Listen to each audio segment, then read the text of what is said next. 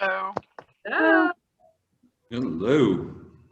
So our topic today is career visioning, which ended up being timely because career visioning was actually happening this week, which I think we might be a little, have fewer people today because they're actually in career visioning right now.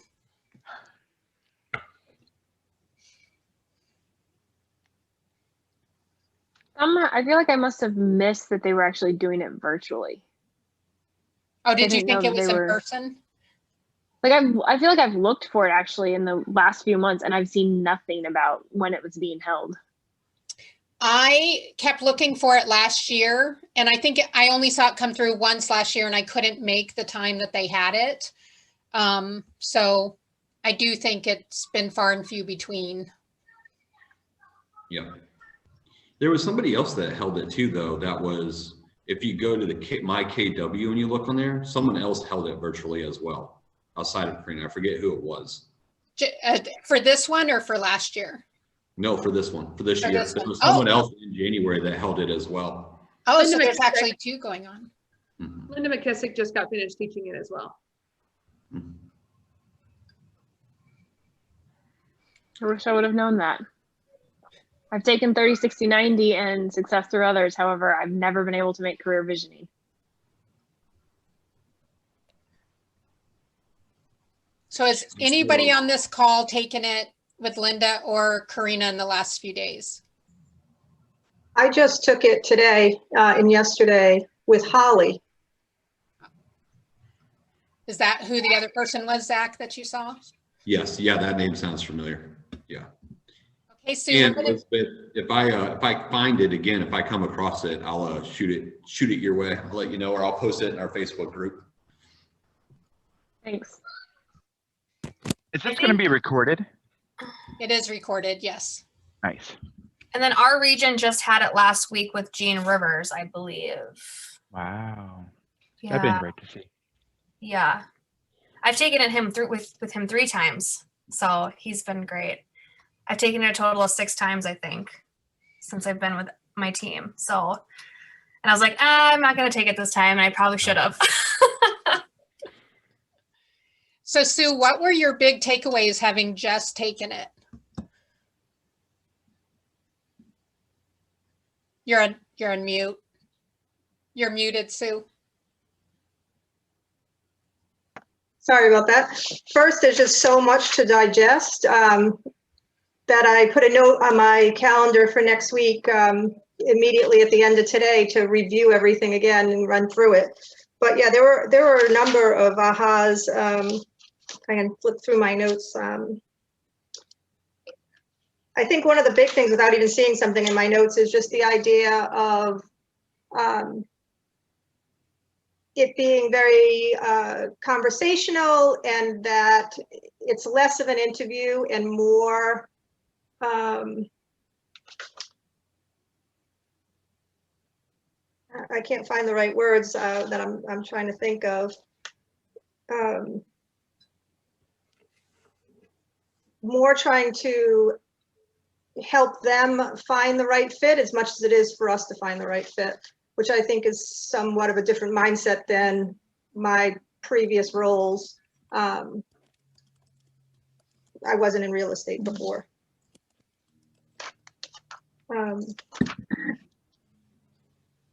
One of the things I liked was they talked about slowing down to speed up, which is something that our team definitely, I feel like, needs to do, in the sense of we've kind of put the cart before the horse a bit, especially after being through this of saying, like, we just hired an ISA, but I don't have a 30, 60, 90. I don't have any clear expectations, and we have 0. And so, you know, again, over the next course of the week before that person comes on board, to really scramble and get those things in place if we have hopes of him or us being successful and having a good working relationship. I don't know if you want to go on. No. I have lots of ahas. Another one that I jotted down was get history, not hypothesis. So asking the question, what did you do versus what would you do in a certain situation? or how they achieve something. I really like that piece of information because I think, again, in my past, what would you do in this situation? What would you do in that situation versus the what did you actually do in these types of situations? Have you had experience in that?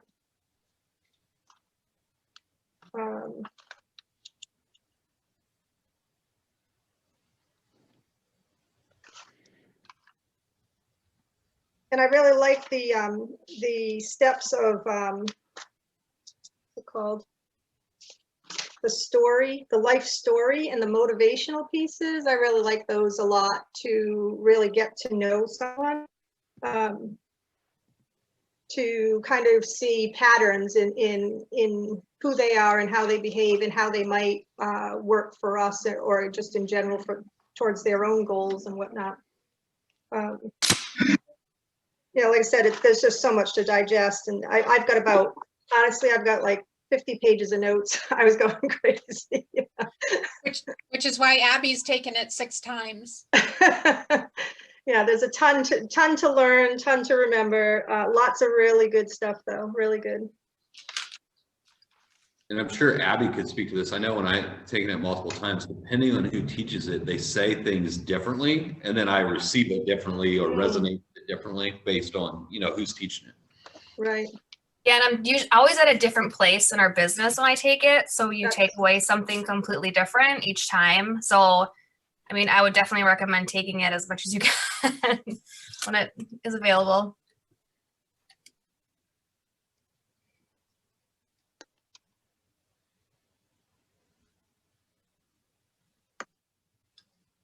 I think it goes back to our conversation from before when we were talking about scripts, right? And referrals, and Meg was having asked, like, how often do you script practice? I think this is another opportunity where on the operations side of it, how often do we role play career visioning and CV? Right? Do we go through, ask the questions, feel the flow, right, of how that works? Does anyone do that on this call currently? I haven't. I haven't, but I've found that would likely be super helpful. Just the repetition of it kind of ingrains, you know, the process. I just recently switched teams, moved across the country, and I had an interview yesterday, and I was like scrambling to find my CV documents and like, oh my gosh, what do I say? And then I was like, I can't find it. And then it just happened. And it, you know, it was the process. And I was like, I've done this so long that it became internalized. And with more and more practice and script practicing the CV, you know, language, it would probably be something where I wouldn't need any of the documents at all. So yeah, I think that's a great idea. They did say today they recommended practicing on, you know, friends and whatnot to try to get some of that, like you talk about the flow and making it more internal. Now, don't let this just be an interesting conversation. There are 21 people on this call. If you're interested in having a practice partner, put your information in the chat box and start pairing up. Actually, to that point, last week I jotted a note. I was like, why am I so nervous before these interviews? Like, I'm not the one being interviewed. Yeah, I'm really nervous. And I realized it's because I don't script. Super insightful, Liz. Good job. You know, for me, if I can share something, I've been through the CV process probably 6 times too, and because they say, you know, take it as many times as you possibly can to master it. And so the biggest obstacle that I have is going through the, my professional biography, that part, and then the motivational part, because when you look at the education and it has some questions there, and the questions start with what happened, what were your highs, what disappointments did you have, and tell me about what you learned. So for me, what I stumble on is when it says what happened, what are they, I mean, what'd you do when you worked there? What happened? Why'd you quit? I mean, whenever I go through when I have a candidate in front of me, that part, I stumble on it. And then when it goes to the motivational part of it, it talks about, as I scroll down on this other monitor, what has to happen in the job dimension of your life for you to be able to say, awesome, 5 years from now? And the next question is, how do you envision that? What would that mean for that to happen? And then question 3 is kind of similar to question 2.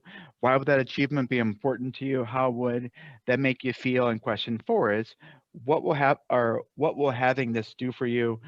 What do you get? And what impact does this have on you? I mean, they're all so, I don't know, kind of similar. Does that make sense? Oh, it absolutely makes sense. And you're reading it literally, not experientially.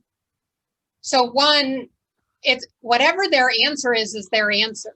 Like, it doesn't matter what their answer is. You're just asking the question, and whatever their answer is what you're going with.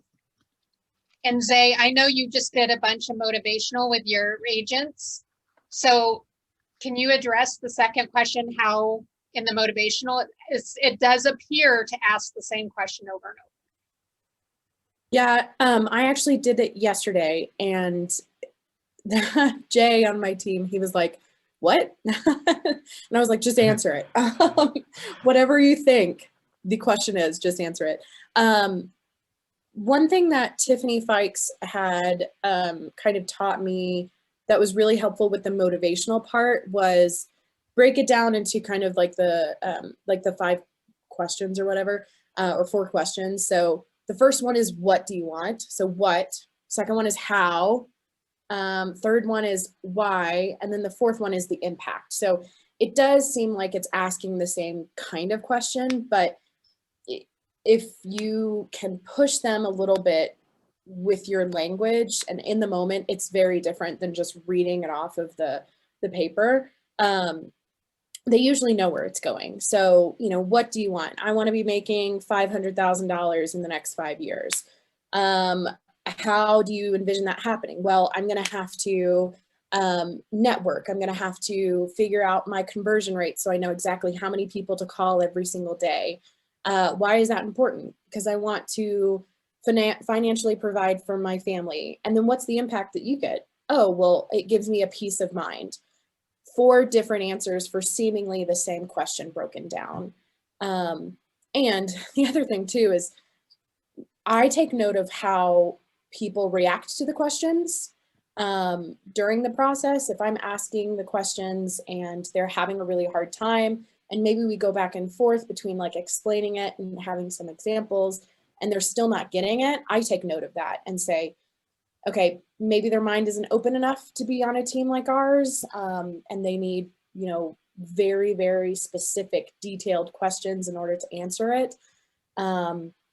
And even if they're willing to answer it, I had somebody who was like, I don't even really know how to answer that. Can we move on? And I was like, yeah, we can move on. Thank you so much for your time.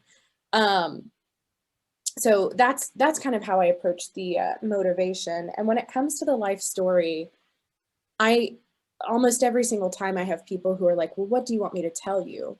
And I explain to them, like, tell me what your life was like and tell it to me like a story. And anytime they stop or they kind of stall, I would say, okay, what happens next? And they get into the details, not just like, oh, here are my responsibilities in this job. They get into the story of, yeah, so then I did this one project and it went really awesome. And my team and I decided that we wanted to develop this new system. And from there, my boss and I had a conversation and I got a raise and I got a promotion. So they end up telling an actual story instead of literally what their resume says, because the life story is their resume in a story form. I hope that was helpful. Yeah, that makes sense. Because I'm a literal person. I'm going to ask those specific questions, and they all sound so similar that it's like I'm double taking as I look at it, and they're looking at me and they're watching me as I talk to them. And if I look like I'm confused, they're going to be confused too. Yeah.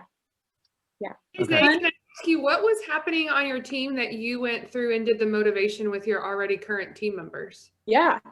That's a great question. So I just joined this team 4 weeks ago.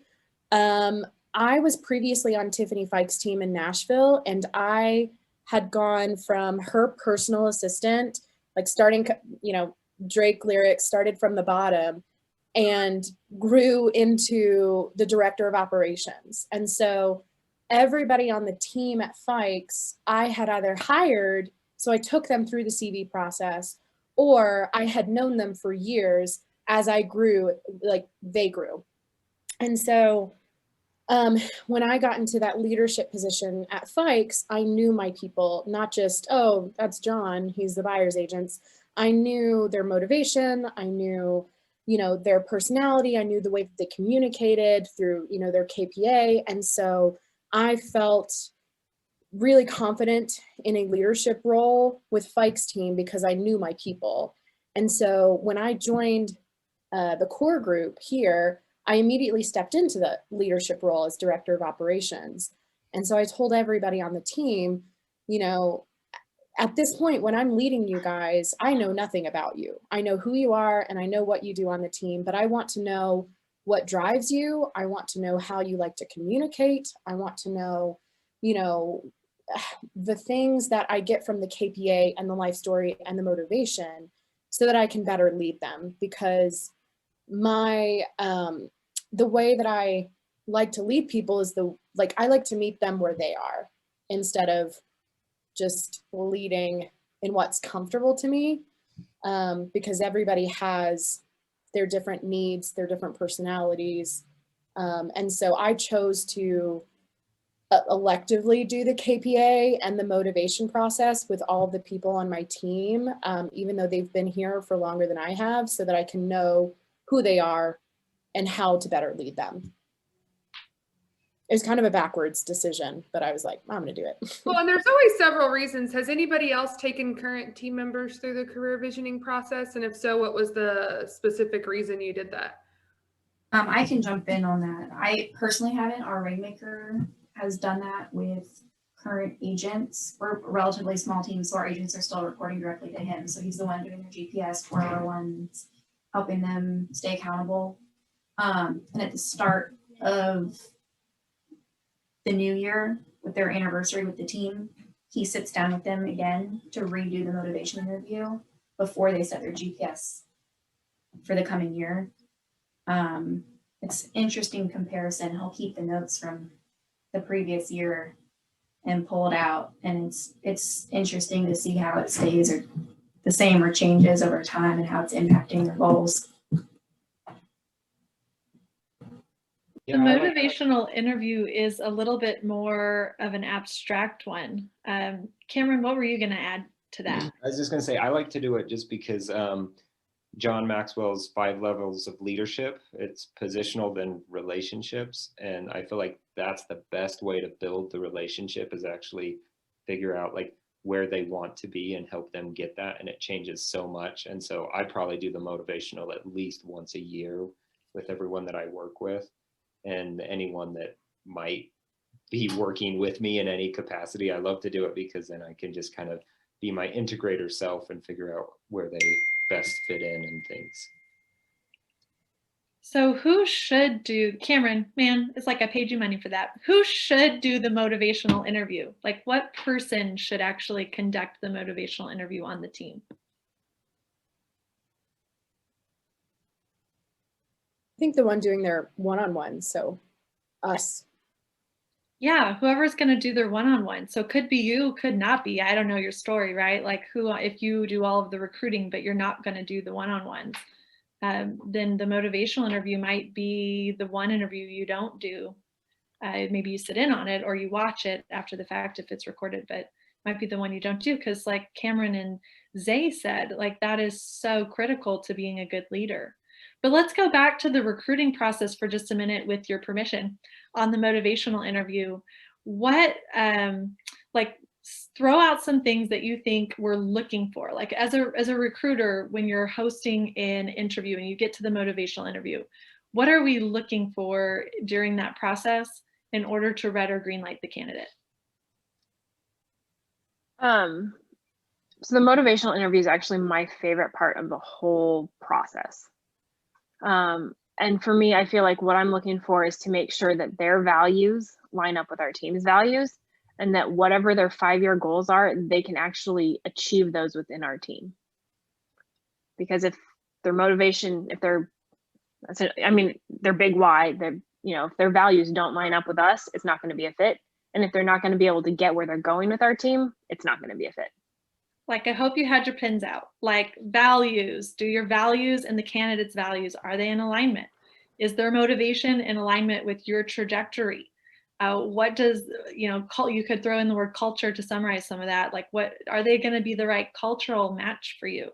If you're like, a great example is like a real life example. Are you on the team? Are you on this call? My team? No, that's okay. I can still tell the story. So I have a team in El Paso who's like, it's a military team. Like, they do most of their business, military business, and they love their big cars. They love their big houses. Like, they're driving Escalades. Like, they like to spend their money that way. They had a phenomenal like Harvard degree, like this candidate, phenomenal, come in as buyer's agent candidate, would have made a great buyer's agent. Their primary value was, saving the planet. Were they a good culture match? Like, were those values in alignment? Ultimately, no. And I think they made the right decision not hiring them. They would have made each other uncomfortable daily, right? Like, I have my big Escalade and I drink my $5 coffee and I have a giant fancy house, versus I ride my bike everywhere and, I filter rainwater off my roof. Like, it's just not the same. Like, you're not in alignment on your values. That's okay. Like, that's just, the motivational interview should help you figure that out. Then does where they want to go match up with your value proposition?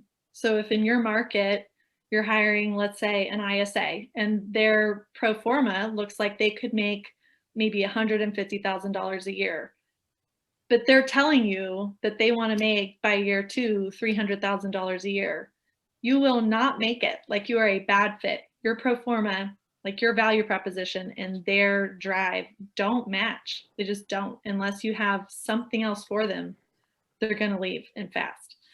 So the motivational interview is such a key interview for figuring out, is this the right fit for this person, for both of you, right?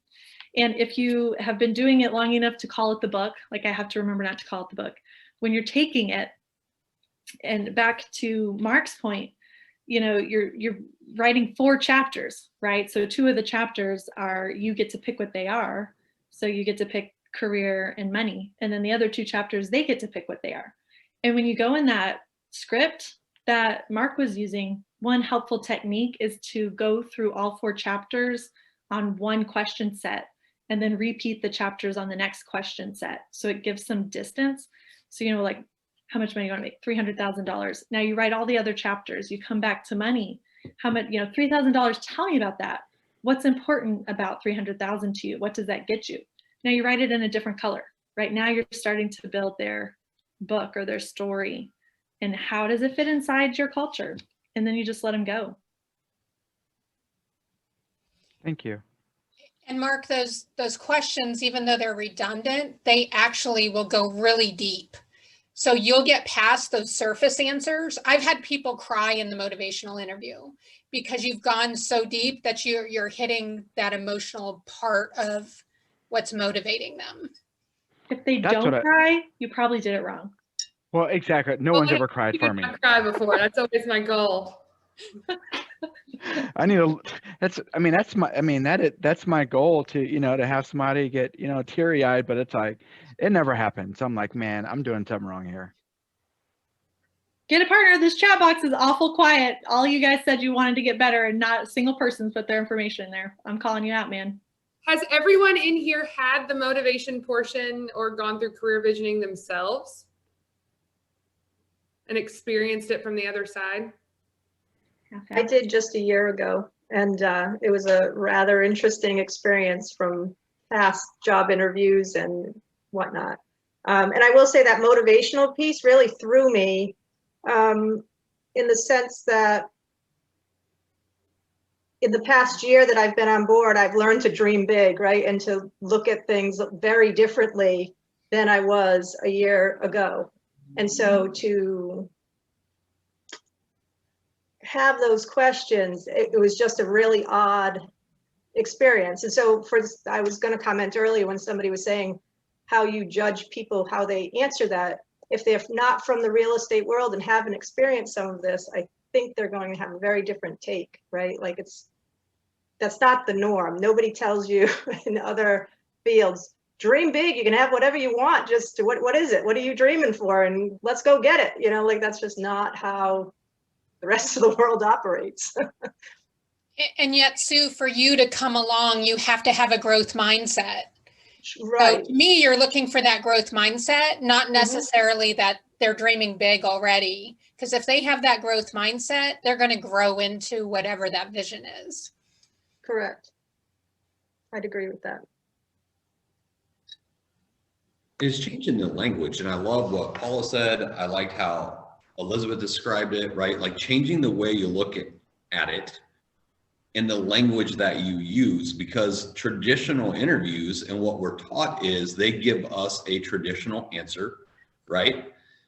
And we do make a judgment, which is a word that I've heard.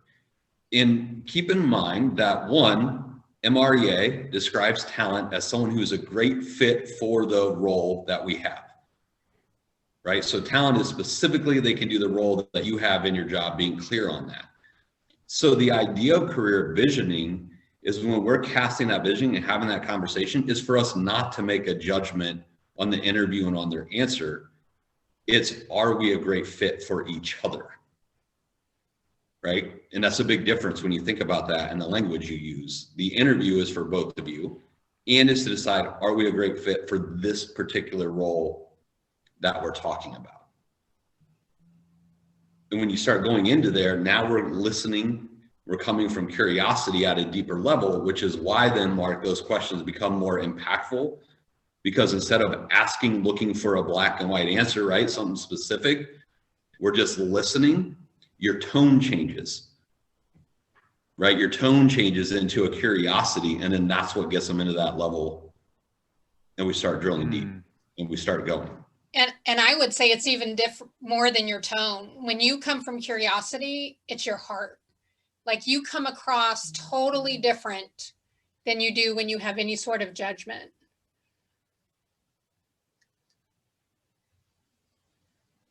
Whoops, I'm muted. How many times in your life does somebody actually take the time to say, like, what do you want? Like, why do you want that? What would that do for you? What would that do for your family? How would that make you feel? And be actually genuinely interested. It's like maybe a handful of times, like ever. So to do that in the interview process, that's why people cry. So no one's asked them, right? No one's been genuinely interested in those answers. And so it's an emotional process. You need to have some Kleenex handy. Phil, you shook your head yes when Megan asked if you'd experienced the motivational interview. What was your experience with it? Yes, it's actually what moved me into this. It moved me from being a single agent into this position. Boy, the right fit. And so I rewent through the process to figure out, where should I be?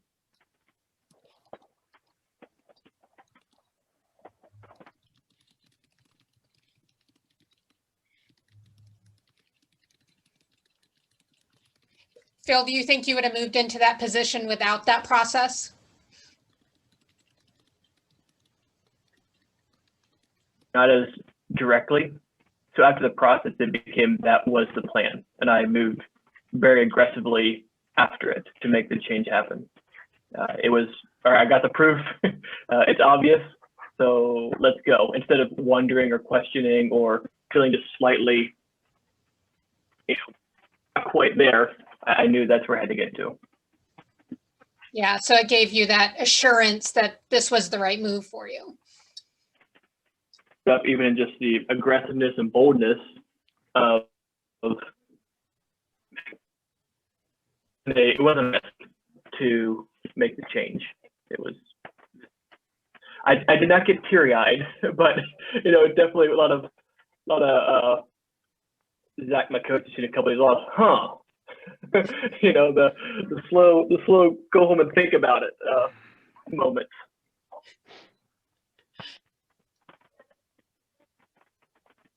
Do you find that you lose a lot of people at the motivation? Or they self-select out? Those of us who are doing it?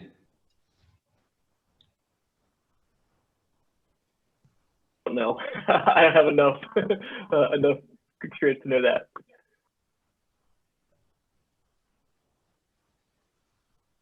I'm just curious. Probably not as many as they should. Like we just let an agent go this week who was never really a culture fit for our team. And that probably should have been uncovered in the motivation interview. And it wasn't. So I didn't. And we told a story about it, right? Because that happens to us Yeah. all. Yeah. Or that's what happened is, you know, excuses were made for, you know, he'll change, he'll fit, he'll work to, you know, become our culture. And no. He won't care that we all drive Escalades.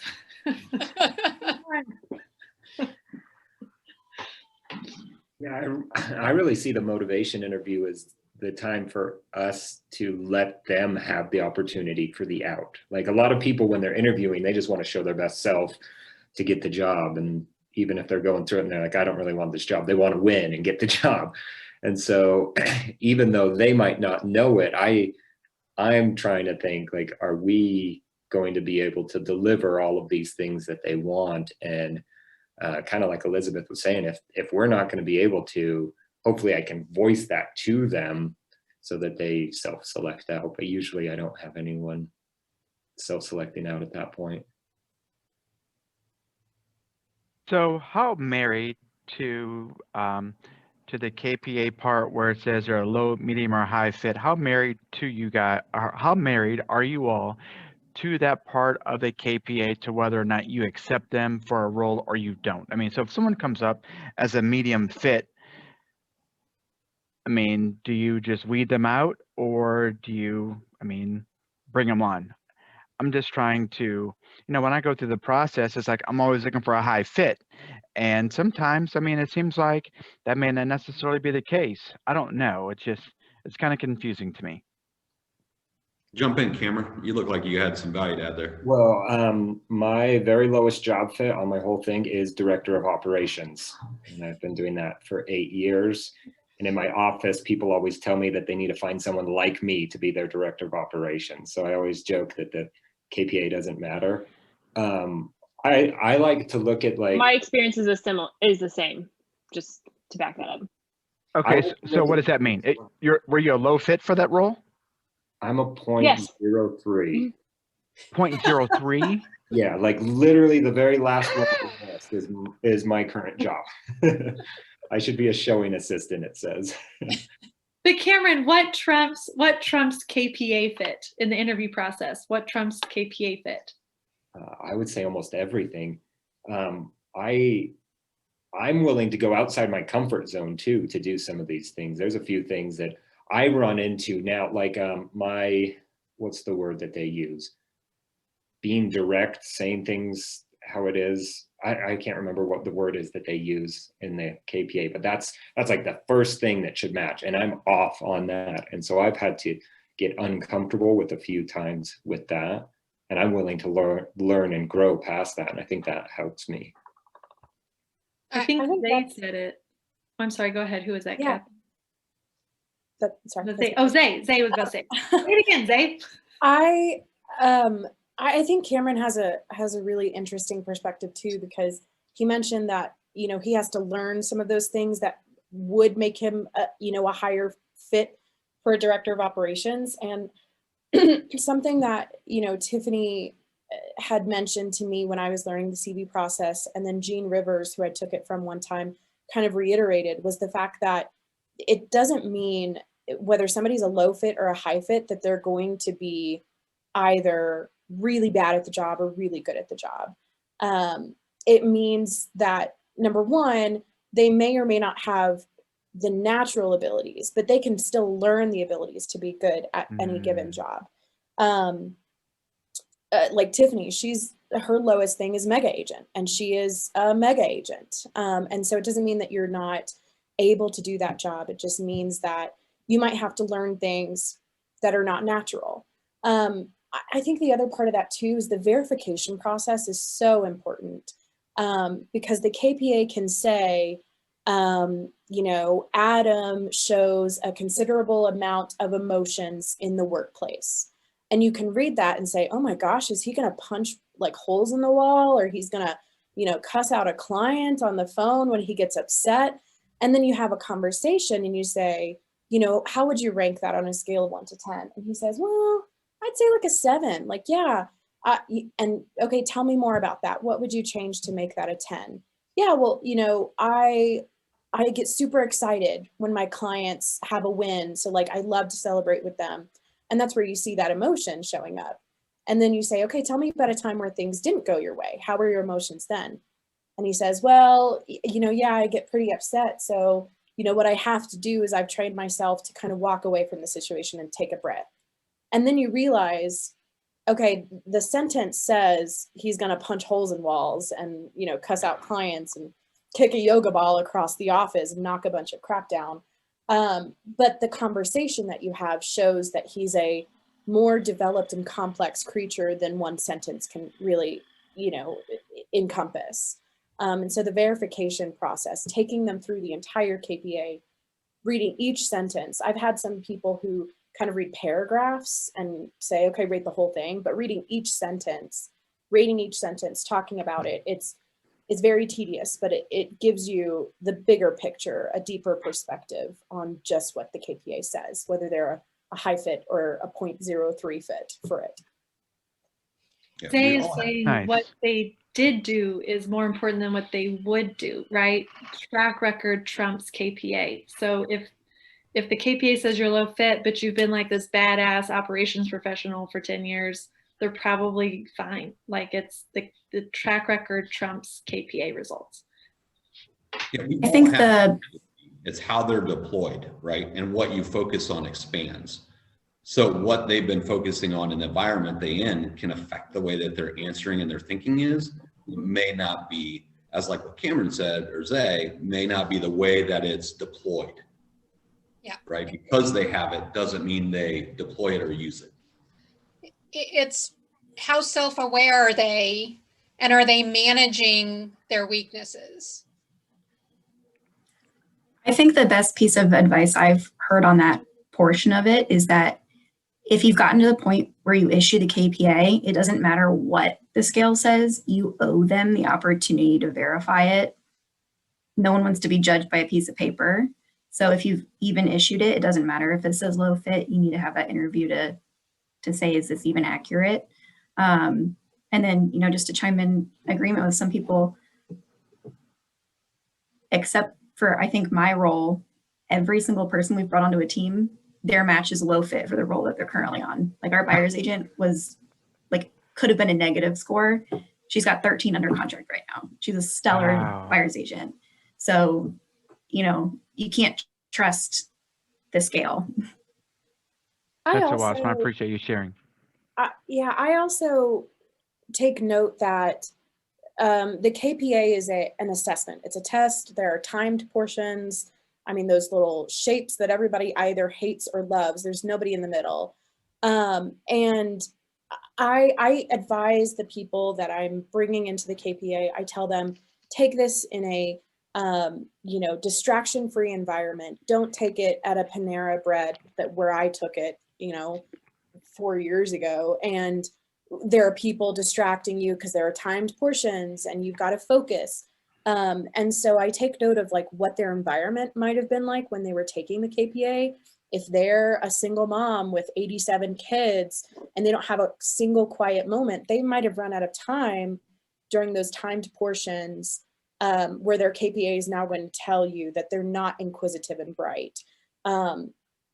And something I think that either Karina Loken or Jean Rivers, I don't remember, said was that if a person has recently been through a pretty traumatic experience, and everybody processes trauma differently, their answers could be affected rather than during kind of a mellow part in their life. And so that's why the verification process is so important, because I've had somebody who was in a similar situation, had trauma happening in their life, like actively during, you know, when they were taking the KPA, and we read through it and she was like, that's nothing like me. Like I would rate that a 2, you know? So taking note of the fact that the KPA is a limited assessment. It's not the human experience. Okay, perfect. I also think it's important to realize, like, sometimes we have like a job description and a fit of what we're looking for that doesn't match with what Keller Williams is judging them on. Like you almost need to like look and see what complements you and the job that you're hiring for. Like if you're super optimistic and you're like, I need someone to kind of level me out a little bit, like finding someone that is a pessimistic person on the scale might be a great thing, even though that doesn't fit within the job description. And so sometimes looking at the little sliders on where they fit on each of them is a little more important than if they fit within the gray line to see if they're a fit. Like actually read through it and see, do they fit with what I'm hoping this job looks like? The other thing too that I feel like it's useful for is it gives you and them an idea of maybe the areas that they need to work on or be more aware of. So like my KPA says that I'm not assertive enough. So I know that I need to probably be a little more assertive than I would naturally. And so I can work on, you know, changing that so that I'm better in my role. Elizabeth, I had a connected thought that I was going to bring up, so that I like your thought there, is as leaders, if we're hiring people who are, you know, low fit in something, is there something we should do to coach around that? Should we tweak their 30, 60, 90? Is there stuff we should do to help make sure we're not just making an exception, that we are bringing on the right people? Well, for sure, I would love to hear the group's perspective. And if we're hiring someone that's a great fit for the role we intended to do, we shouldn't have to adjust to 30, 60, 90. Right? Because that's the role we need to do. And I would love to hear the group. Now, as far as coaching around it, you could get into like a growth plan or on a 411, like what potentially could that look like and what conversations can we have around that, right, to move into that space. But I'd love to hear what the rest of the group's perspective is on it. At any Yeah, point, oh, sorry. I was just saying, I agree that you shouldn't have to change your 30, 60, 90 for someone. I think it would be more of like personal growth and personal awareness, which really isn't a part of the 30, 60, 90. So. Yeah, I agree with Zach that a lot of the times that dilemma or, you know, possible obstacle usually comes up in the defense. You know, the question that says, you know, let's say this person, you know, we bring them on and they fail within the year, what would be the cause? And sometimes it's something from the KPA. And we say, okay, their assertiveness is really, really low. And that's something that we feel comfortable coaching them on. It's not something that we're going to change their goals on, but we can have the conversations, you know, within their one-on-ones. And that's something that we try to decipher before we make that final decision to bring them on the team is, are we willing to take on the responsibility of coaching this one specific personality shift? And it may not be a personality shift. It may just be the next growth step in their journey. So yeah, pretty much what Zach said. It shows up in those one-on-ones a lot, and having the defense and asking that question, why would they fail if we brought them on, usually is where we find that answer. So this is another great networking opportunity. If you guys are looking for defense members, like people who can sit on your defense, throw it in the chat box, man. Y'all are being super quiet over there. Throw it in the chat box and exchange information, because who couldn't use an extra practice doing a defense, so that when it's your own team member, you're like very skilled at that. And then also assistance getting your defense board filled. So if you are recruiting and you would like to exchange information for the fence, put your information out there. Well, and once we got on the 30, 60, 90 topic, keep in mind again, what I had said, the CV process is decided for a great fit, right? The 30, 60, 90 determines if they've earned the role. Like that's the actual yes or no hiring process. Because we say, yes, we believe we're a great fit for each other. And here's the agreement. We'll know we're a great fit for each other at the end of the 90 days, right? We have completed these standards, non-negotiable standards that we need for this job. And now there is no gray area or making judgment on what that scale is, because it's a yes or no. Did we execute these smart non-negotiable goals, right? 30 days, 60 days, 90 days. I had a really big aha this week regarding 30, 60, 90 and success through others. I took it with Adam Hergenrother a couple months ago, and one of the big points they made is don't let go too early. And I was like, well, of course, duh, that just sounds like a recipe for disaster if you just dump stuff on people and walk away. And I have a new hire who's coming up on 90 days. And I realized that's exactly what I did, even though I had full intentions of not doing that. And I had a plan to not do that. But she hasn't hit some of those like 90-day milestones. And a big part of the analysis of why hasn't that happened is realizing that we didn't give her the resources to do it on her own. You know, we didn't train her enough. We didn't give her enough opportunities to do it. So that's on us. And it's not necessarily that she wasn't a good fit or didn't live up to it.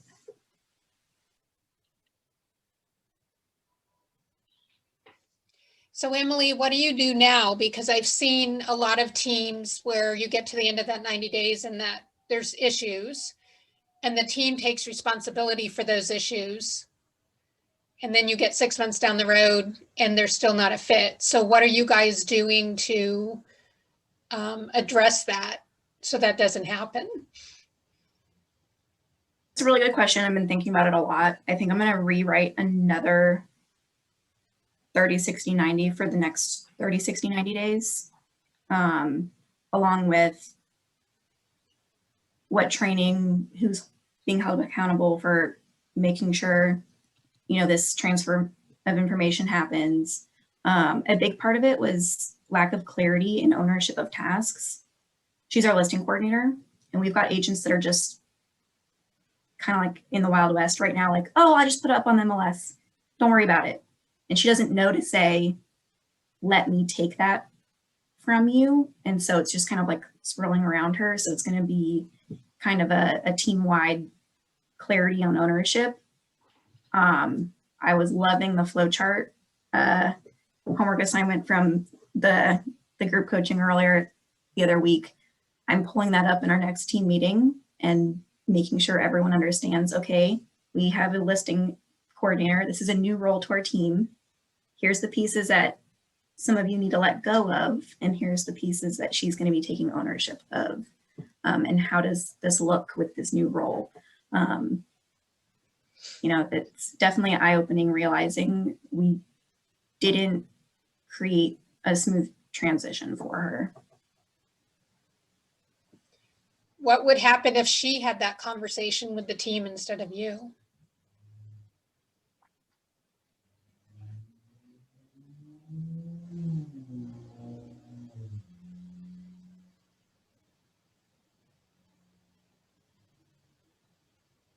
I say ownership.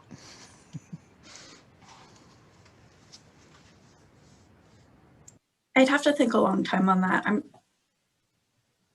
Like I said, I think we've not given her enough clarity on the ownership. So I think I'd have to coach her on that conversation before she had it to make sure it was communicated the right way to the team and it didn't, you know, work against itself. The other option too is consequences for the agents, because we were having kind of a similar issue where agents would go ahead and order their own photos for listings. And it's like, no, we have a process. Like the listing manager needs to order the photos. So we made it a rule. If you order your own photos, you pay for your own photos. Consequences.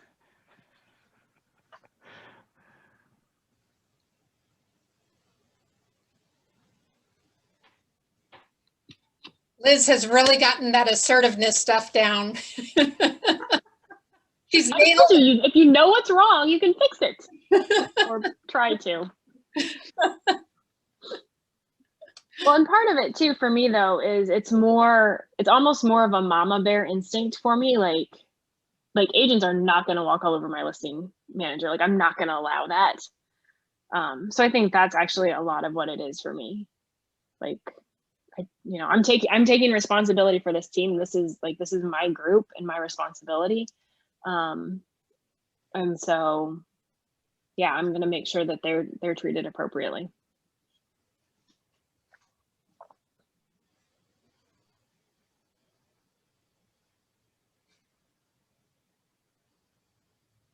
Seven minutes left. What's on your mind? I wanted to join in. I'm a pretty newer DOO taking over a team that has already been running, and my rainmaker is, I don't want to say absent, but he's literally in a different state. So I am taking on this team, and I like what Elizabeth just said because I hired a admin right out of the gate doing CV. So my rainmaker is a regional director who also teaches CV. So I have to make sure I'm doing this perfect and, being very on point with who I'm hiring, why I'm hiring them, and taking them through the process. And right out of the gate, hired an admin, which in 2 weeks I knew was not right. And completely, owned up on that, talked to him about it, and then took her out of that role. And took me maybe now the next 4 months to hire the next one, which I just have my 30, 60, 90 in front of me and got a signed acceptance letter. So I really do appreciate that conversation of giving, like what Emily was saying, was to make sure that we're training them up properly, giving them the chance to win, and protecting them against the other agents who are running rogue and not even on our program yet. So this is difficult. It's very difficult. And to find that perfect person when you think you've checked all the boxes and gone through everything and the life story seems right and you've done the defense, and I do the defense with my MAPS coach. So I think I'm on point and then it doesn't work and it's not following through. So I think it's just a process that we have to go through. Our OP has said something that I think is really valuable. It is better to let the fire burn than to smother it with the wrong person. Mm-hmm. And I'm just so anxious to get this stuff off my plate that, when I do find somebody who matches up, the KPA is great, the job fits, I'm just so anxious to hire them instead of taking that slow path and making sure it's right. And then the next step is you've done the hiring, but it's not like they're going to take all that off your plate tomorrow. So like it's that 90-day, yeah. Yeah. I'm still going to be a transaction coordinator until I get this all set so I can hire the transaction coordinator. So I guess that leaves the question, is next week 30, 60, 90? Yep.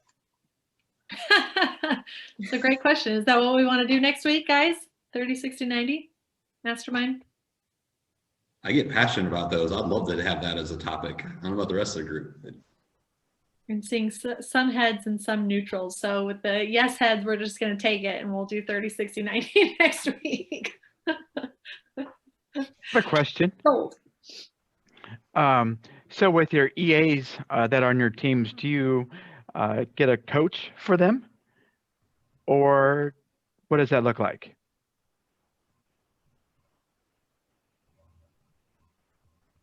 I was hired as an EA. The first thing my agent did was put me in a coaching program because he said, I'm hiring an admin because I don't know how to be an admin.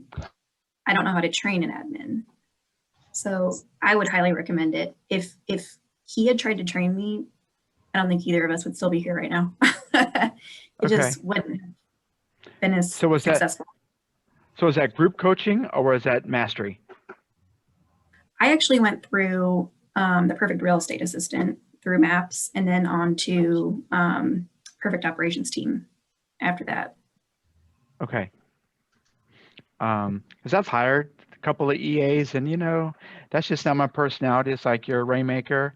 And like Gene Rivers says, I've watched a number of videos from him on YouTube and he says, hire somebody to do that for you. That's what, I mean, so that's what I wanted to see what some of you all thought about, you know, hiring a coach for that role. As long as your P&L supports it, otherwise start with what you can afford. You know, if your P&L will hire as much leverage as your P&L will support. Okay. Have you guys dived into the MREA? It's a great book, I'm telling you, right? And I just wanted to bring up, because I love like referencing books, right? Actual stuff that we went through. And so many people don't know this book well enough. And I wanted to just share my appreciation and gratitude for Mary sharing that story that she did, right? Because that's tough and we've all been there. Like we've all been through that. And it's amazing because it's right there in the book, right? Cost of a bad hire, page 163. 3 to 4 months to interview and hire. 2, 3 to 4 months to train and discover it's not working out. Right? Like it goes right down through there. So along with career visioning, I would take a look at the organizational model, particularly starting page 161 in the MREA and read through. There's some really great tips on there, some foundational pieces that you need that support career visioning. Awesome. Zach, bringing it back to the MREA. Love it. Okay, so we're at the end of the hour. So 30, 60, 90 next week.